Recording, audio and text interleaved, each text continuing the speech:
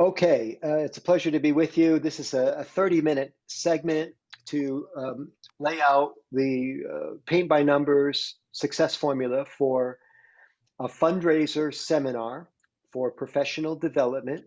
I've done countless numbers of these in North America. We have now raised upwards of $250,000 for clubs. The pitch for the clubs is it's a $10,000 net if you do everything I tell you to do. Net is important. It's a big difference between net and gross. Hi, Gary Campbell. How are you? Very good. Hi, Michael. Nice to see you, sir. Good to Big see you. difference between net and gross, everybody. If you're not attuned to this, gross is how much money comes in. Net is how much money you get to keep. And some of these events that we do in Rotary have a lot of administrative costs, sometimes upwards of 30, 40. If you don't know what you're doing, it could be 50%. Renting stuff, paying for stuff, expenses. And the way we get this to work so efficiently is you get to waive, if you're clever, two of your biggest expenses when you hold an event. The two expenses are the cost of the talent, which in this case is the speaker. And the reason you get to waive that when you work with me is because I don't charge a fee. I'm currently charging $10,000 for a keynote speech, and I waive that because I don't feel it's right to charge my own 501c3, especially when we're trying to raise money for a good cause. The second largest expense that you have when you do an event like this is the venue.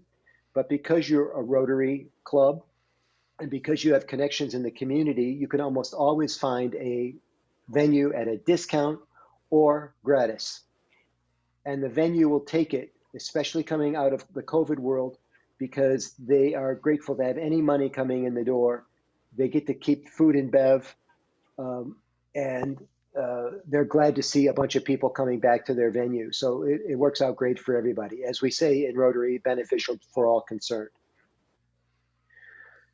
Let's do some more numbers quickly, just so you can understand what happens. A lot of these Rotary events that we do, they're food festivals or there's some sort of other shenanigans going on to attract people and then hopefully get them to pay for that event and then have some profit left at the end of the day. Rotary is not only smart for us to do professional development, but it's clever for us to do it because when we do, I call them pro dev, right? Professional development events. When you do pro dev, you naturally attract a very important demographic for us, 30-somethings, 40-somethings, and even 50-somethings. These are people who want doors open. They want leadership programs. They want programs that teach them how to be better salespeople, right? Two topics that I happen to be an expert in. And so what we do is we try to get 100 people, if you're going to do some math with me here, we try to get 100 people to this event. And let's just keep the math simple. We're going to charge them $50 to get in. Some of you might say, well, $50 is a lot of money. I charge $100 in the non-Rotary world for similar content. It's a 3-hour program, a huge data dump. They get to break bread with leaders in their community. This is a thing, and we can easily get more than $50. But let's just keep the fee at $50 just to get started. So if it's a morning event, they come in, they'll have a breakfast, so they get to circulate with the Rotarians, the hosts of the event, and then they get this international speaker, published author, giving them the topic that they came for, right? Because you break bread with them and it's Rotary hosted, we're going to get you two things that you covet on that morning, Rotarians: members and money. I call them M&Ms. So let's say we bring 100 people in from off the street and none of them are Rotarians. They're even better, they're potential Rotarians. Sometimes we offer a discount for Rotarians to come to this event. Either way, I'm good. You guys manage that. I'm just showing you the formula. Let's continue on with the numbers. $50 a head times 100 people is what gross? Anybody? $5,000. $5,000. So that's what's coming in the door as a ticket price. The real gravy, as in all Rotary events, is the sponsorships. And we have formulas for this as well. I have all kinds of collateral materials I can send you. Actually, my clients, Rotary Clubs, have taught me how to do this. But we get what's called a premier sponsor or a signature sponsor. They might pay as much as $2,500 for the privilege of having their name at the top of the bill. We can offer $1,000 sponsorships. We can offer $500 sponsorships. You can see pretty quickly that's where the other 5K comes from. One signature sponsor, $1,000 sponsor, and three $500 sponsors, if I'm doing the math right, takes you to a 10K gross. Do I have that right? So now you've got your 10K gross, you've got 100 people in the room. It's like shooting fish in a barrel is such good energy. It's much more energy than you'd have at a regular club meeting. And I will help get those people to come to the second Rotary Club meeting that you host. Why wouldn't they? They had such a good time and got such great value out of this event.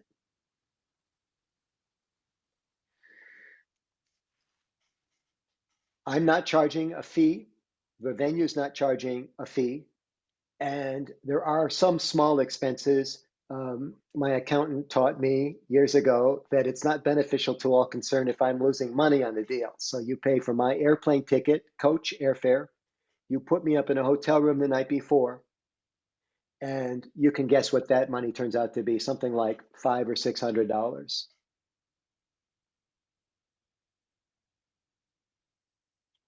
And that's the essence of it. Like I say, we've done it all over the North America like clockwork, and it's not a fit for everybody. If you don't have the savvy to pull it off, if you can't do what I tell you to do, if you can't follow the instructions, and there have been some clubs who have not, you're going to have an epic fail. I can tell you that the Rotary Club of Dothan, the president of the club, past president of the club, signed on, and he said, I'm interested, I've got a committee. And we were all guns to go on this, and nobody on the committee helped him. And he was only marginal at social media, and he grossed $9,500. So it's possible, it's easy, it's probable, but I don't guarantee your success. Only you can guarantee your success. We have some new people coming on the call. Hi, John Harrell, how are you? So that's the essence of it. There's no trickery, nothing going on behind the scenes, but I wanted to lay it out for you, and now we can have a real-time conversation about it. Feel free to ask questions, poke holes, be cynical, whatever your nature.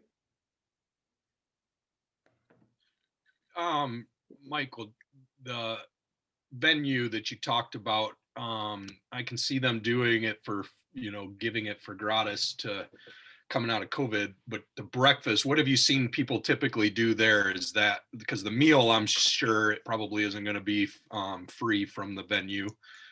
Do people just buy, order something and pay for it in addition, or would that be a cost we eat? What have you seen? We've seen it all. Sometimes it's a continental breakfast. It doesn't cost much. Sometimes people upcharge for their breakfast. So you might pay $50 to get into the event, but you're going to pay an extra $10 for the breakfast. By the way, I didn't mean to leave lunch out of this. If we do an afternoon event, we do all kinds of ways. We can do the morning session from 9 to 12 and then come over for lunch. We can also start with the lunch and then do an afternoon session from 1 to 4. I've even done a few with social clubs where they do the afternoon event from, say, 2 to 5, followed by a cocktail hour with hors d'oeuvres or sort of snacks. So we've seen it all, whatever the personality of your club. There's a new phrase now in Evanston. It's called new-ish phrase. It's called outward-facing programming, where you actually arrange these events based on what types of members you'd like to bring into the club. So let's say you're a senior club that's not very social and you need to have more of a face in the community and you want to get more younger people involved. Maybe that's a cocktail hour because the younger people are more likely to come to the cocktail. I don't know if there's veracity in that theory, but it's just another way to think about this event. And some do no hospitality at all, but we know in Rotary that's not really a good formula for success. Part of the meal idea, everybody, Jeff, is that you would get to mingle with these prospective Rotarians. They get to know you and love you. We come in right away and sit them right down in a classroom setting and then dismiss them right away at the end. There's none of that mingling. You'll get your money, but you won't get the members. Make sense? Yep. Thanks. Other questions? As far as promoting, Michael, I know you talked about social media, but is there other things that you recommend or suggest in terms Oh of yeah, getting the information out in the community? for sure. So social media is not a magic bullet, a silver bullet. Um, although you can close a lot of deals on social if you do it. And again, I show you how to do this as part of the program. I learned a long time ago. I thought I could depend on clubs just to do the right thing and have 100 people there when I get there, but it turns out it doesn't always work that way. And I'm like, bloody hell, people, this is my reputation too. I don't want to take a time out. These are paid dates that I surrender to you as pro bono. So I'm theoretically losing a $10,000 opportunity to come speak for free to is it pronounced Anoka? Anoka. To the Anoka Rotary Club in Minnesota, right? So I want to hit a home run for you guys. I don't want there only to be 15 people there. So I put out the formula for it. And the formula includes lots of social media presence, of course, but also bulk mailings to your email list. Now, the email list usually consists of the Rotary Club itself, and also, if the club is happening, and you have time to develop this now, what's called a Friends of Rotary sublist that can be kept in Club Runner. Please tell me you have something like this. Probably not. Well, Sandy, I think we have Friends of Rotary, but I Yeah, don't think we have a formal list. But I don't think it would be too hard to develop. it's not. You should start keeping one now, right? Any guests Yes. that come, That's a very it's good especially easy on Zoom to get them registered. Guests, speakers. Another trick for populating this event is I met the co-author of Chicken Soup for the Soul. Some of you are old enough to remember this book, Mark Victor Hansen.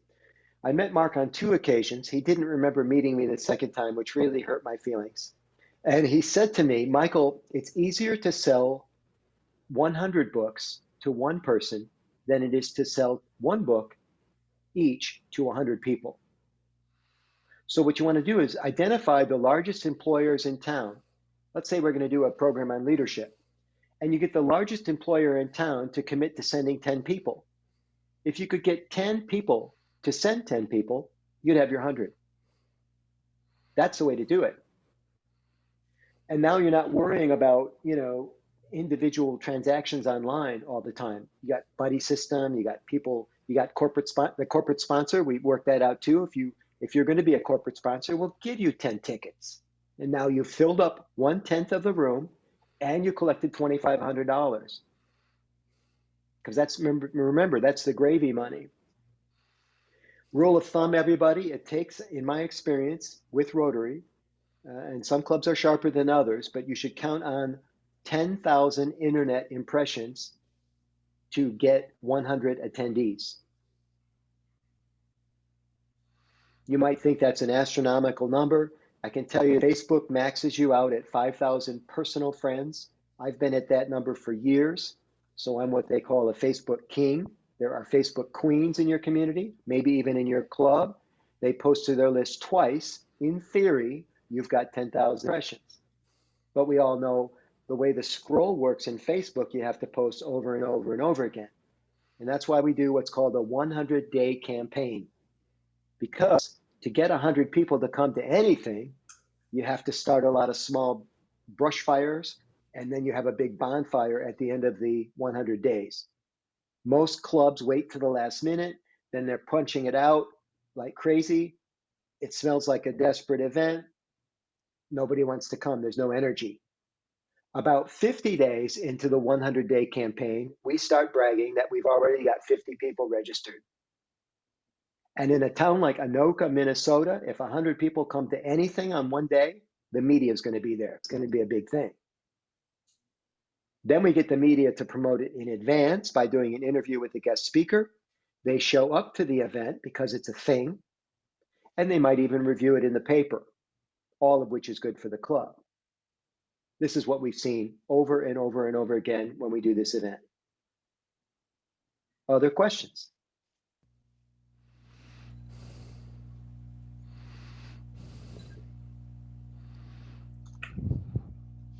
Somebody had asked early on, Sandy, sorry, Sandy, you're muted, Sandy. Sorry. So you're 100 days out. Is that when you start with your press or Yes. more with the technology? Yeah. Okay. One of the first things that happens, and this gets you to your 10,000 impressions, is a save the date campaign. Everybody thinks you have to have everything in place in order to announce the damn event. You don't have to. In fact, it's better if it's mysterious at the beginning. Mark your calendar. This is going to be our best event all year. You don't want to miss this, you know, November 5th, right? And you announce it. Because you don't want to announce the same thing every time. You wear people out. So start with this mysterious save the date, something really interesting is happening. Then announce professional development. We don't do enough of this. Then announce your surprising guest speaker. Then you'll announce you have 50 people registered. You see how it goes? Then you announce your special guest sponsor who's sending 20 people to the event. And that way there's always a surprise. There's always a big reveal coming. And that's what keeps the event fresh and interesting. You can, of course, promote it to surrounding Rotary clubs. I do have a following in Minnesota. In fact, the Eagan Kickstart Club did this event last year. They netted $10,000. Thank you very much. If you want to talk to the guy that hosted that, it's Ryan Murphy. Ryan's family is in a spot right now because Tim Murphy has had a heart attack and he's a little bit slow in recovering. So the family's dealing with that. But I'm sure Ryan would be happy to give you a testimonial. In fact, I have one in writing from him about it. I'll call Ryan. I know Ryan really well. Yeah, I know Ryan and Tim. Yep, I'll call him. Great family, great people. Absolutely. We're wishing the best for Tim, of course. Ryan was looking to make his bones as an incoming president, and I helped him bank 10K that he could start his year with. It made my day, man. Nothing like better than that. So what do we have to do for us to agree to do this? I mean, do you have a formal agreement that we sign, or? Yeah, it's just an email with the terms, the 5 W's, right? Who, what, where, when, how. I sent it to you. We have a commitment. You mail it back. I send you the collateral materials. I can actually send that to you in advance because you're going to be making a decision. I suggest this be a physical event. We've never netted 10K on a virtual event. I suppose it's possible, but there's something about the timing of this is just about perfect because people are going to be coming out of hibernation. I was telling Sandy, I've had my first vaccination.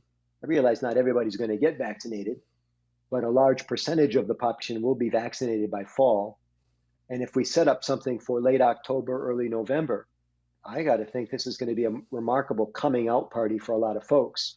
You still might have to have some sort of mask etiquette at your event. I can't predict the future on this. We've underestimated COVID since the beginning, but I'll work with you even if we have to reschedule. I just think we're going to be good in that time frame. It's just my guess.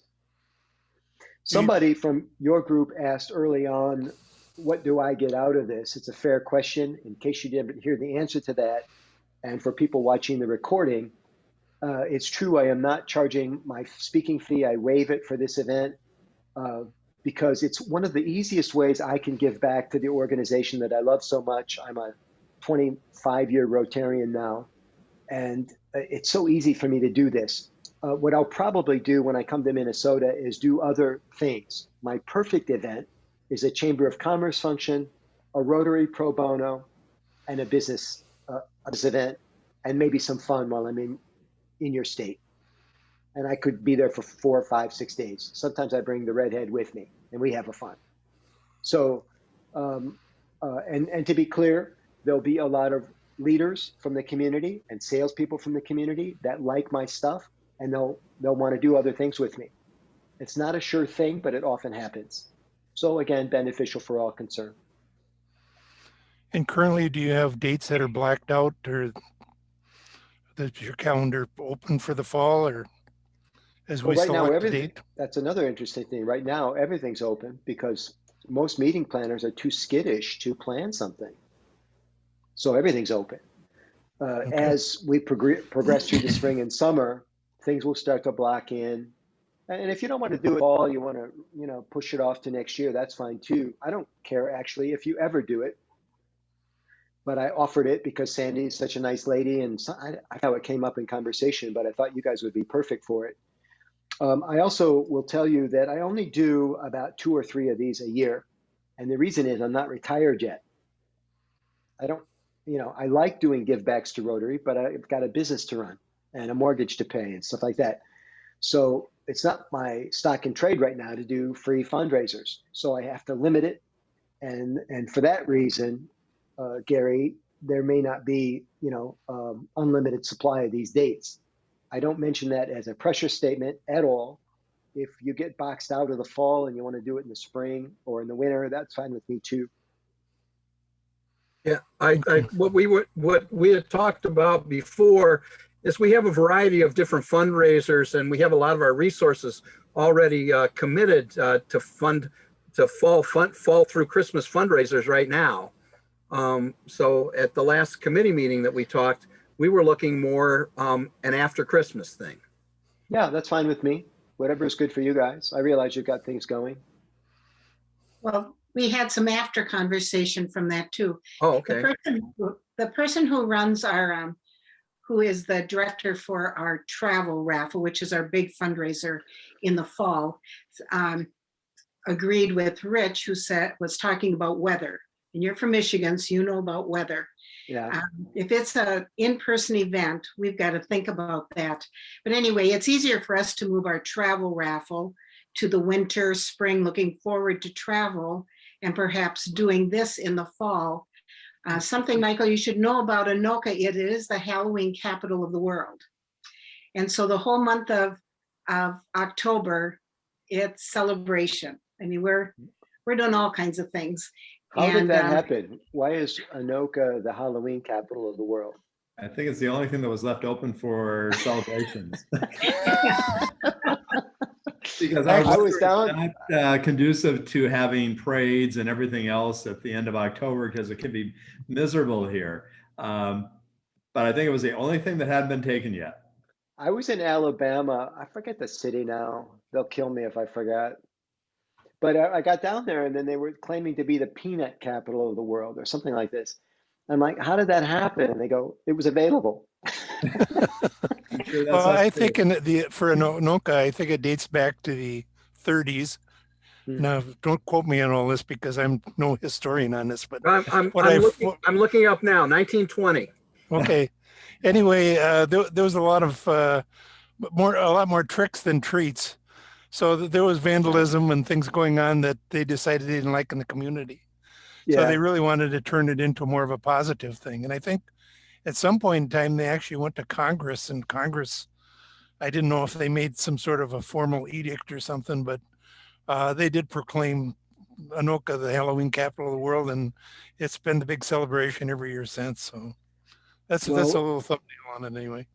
I look forward to experiencing that one day. In keeping with our conversation today, I can tell you that none of the dozens and dozens of success stories regarding this professional development event involved any involvement with the Halloween capital of the world. It was a freestanding success. We didn't need it. If it happens to fall at Halloween, I look forward to experiencing it.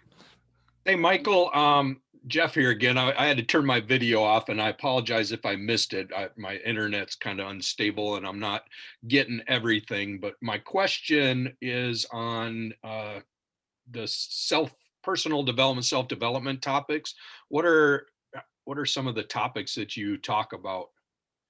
Well, the one that seems to be one size fits all almost every community is called effective leadership, getting people to do stuff.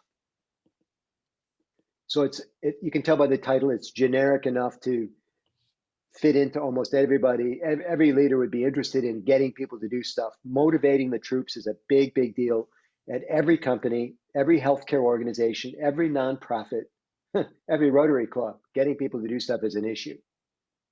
And so I do variations on that theme, Jeff, the psychology of leadership, right? So we can play with the title and wordsmith it. I do think titles are important, but that's one idea. Another idea is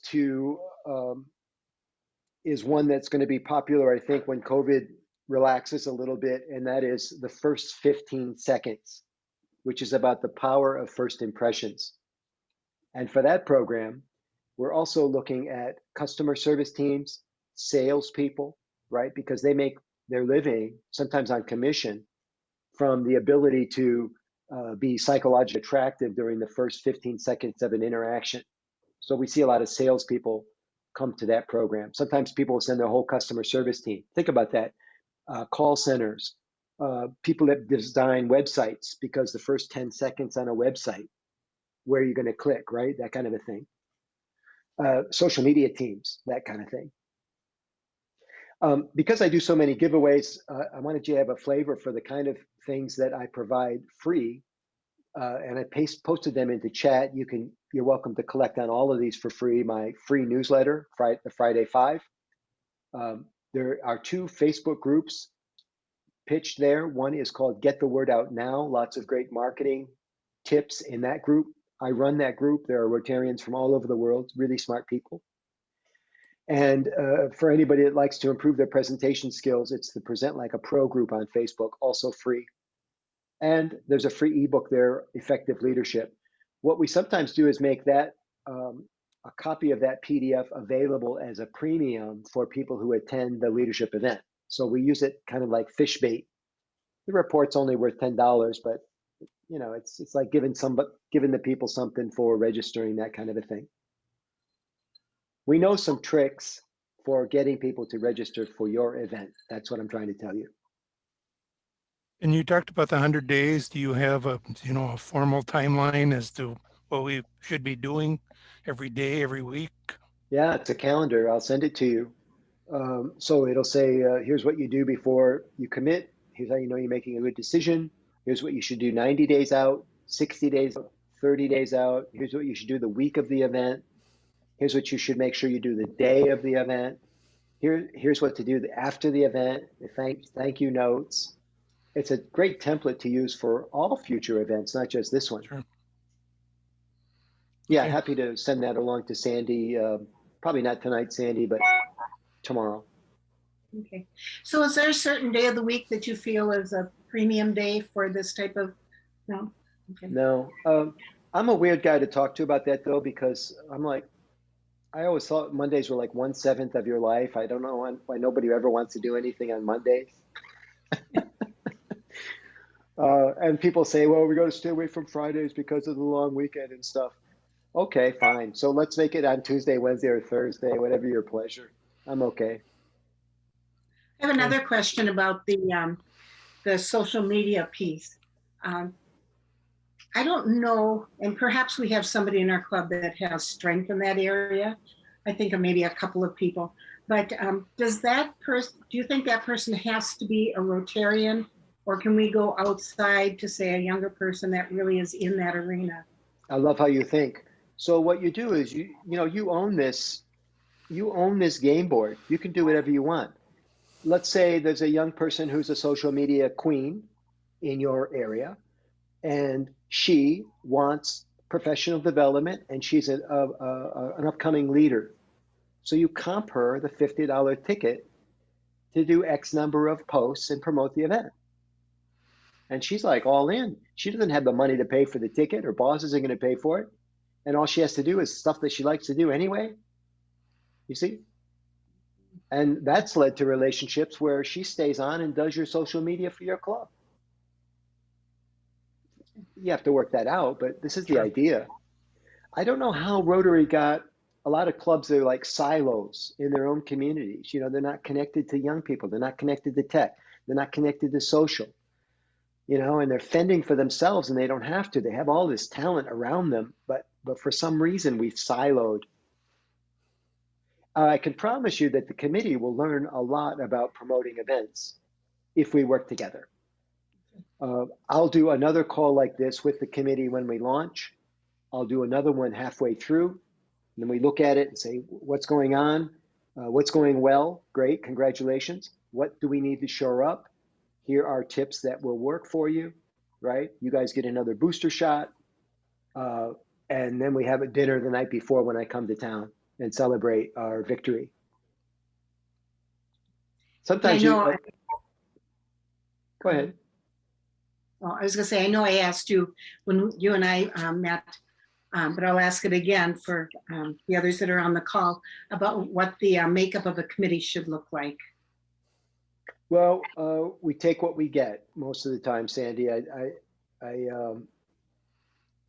don't know clubs. I don't know their personalities. I don't know what you've got going or don't have going. So I'm not too particular. I remember the city in Alabama now. It's the Rotary Club of Dothan. It's a small little town. There's 2 clubs there.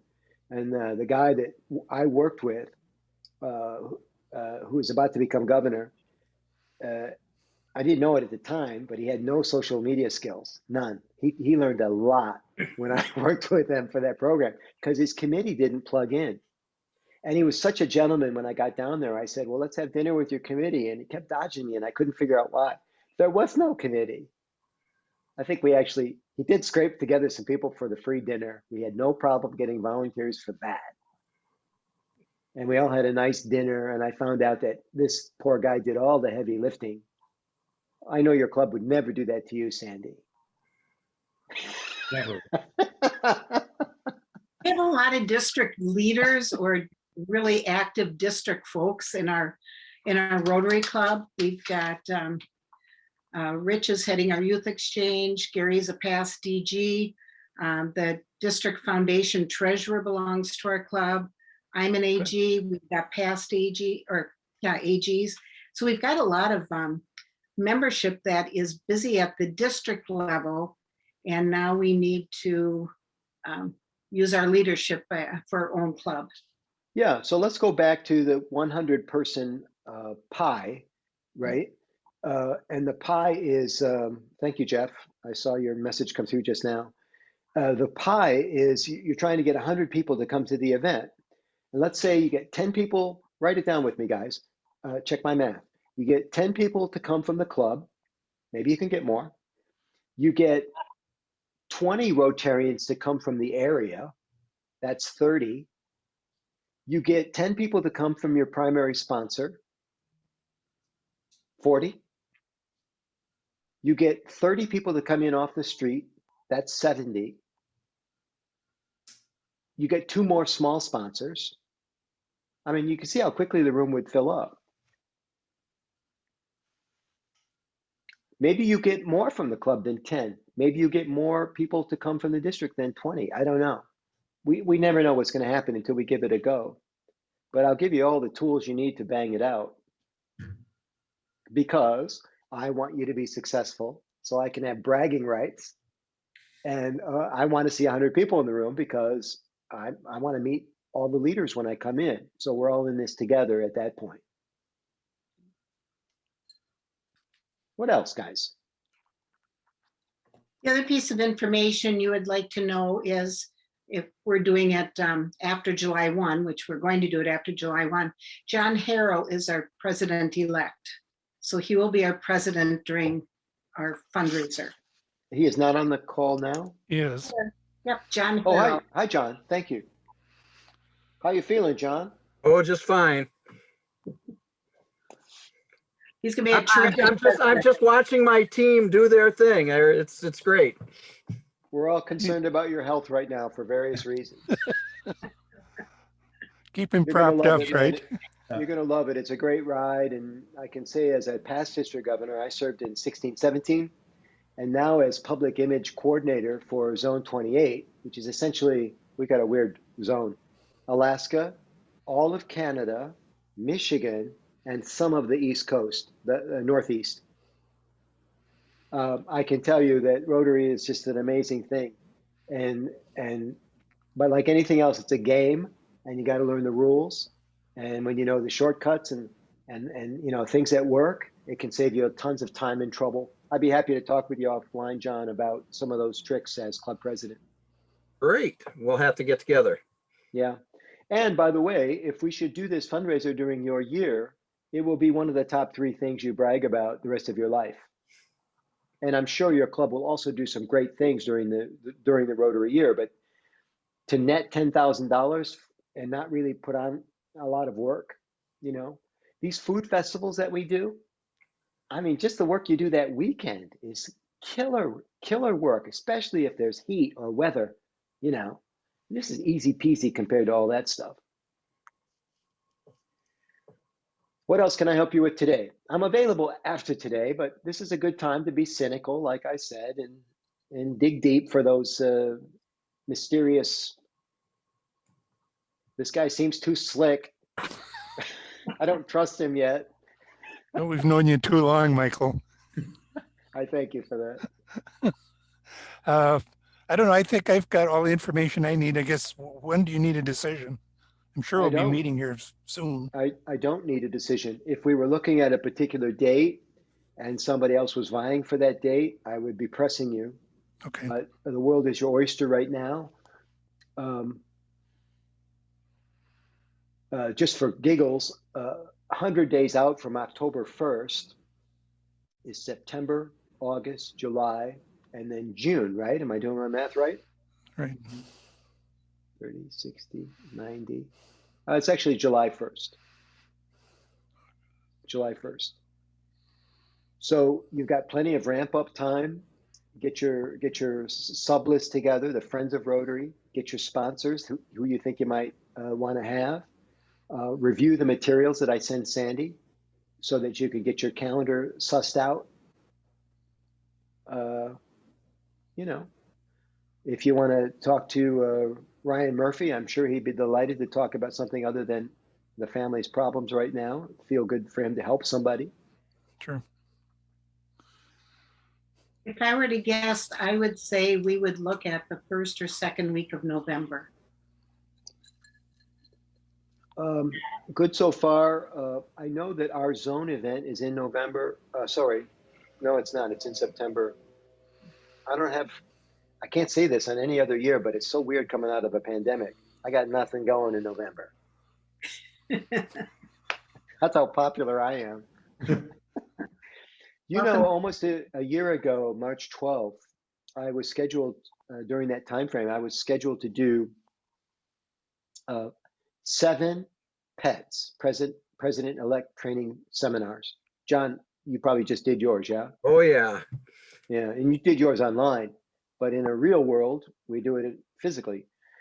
And the dates were canceling, all my dates, even my paid dates were canceling as fast as I could travel to them. And my last live date, other than this weird thing I did in Sioux Falls, South Dakota in November of last year, was in Syracuse, New York. It was the Empire Pets, and attendance was only 50% at this mandatory event because everybody was scared as hell.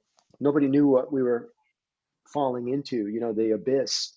Remember how scary it was at the time?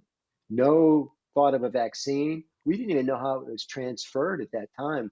There was all this talk about keeping your hands washed. Now we know it's mostly breath cloud. But it was a scary time, and everything fell off my calendar. I'm an event-based guy. Everything fell off my calendar. My life changed drastically. Thankfully, I have 2 online courses that are doing very well, one for speaking and one for sales. But I got to tell you, I'm a people person, and I can't wait to get back out there again. I got my first vaccination on Saturday. Going to get the second one in a couple weeks, and I'll be Superman. Good. Yeah. So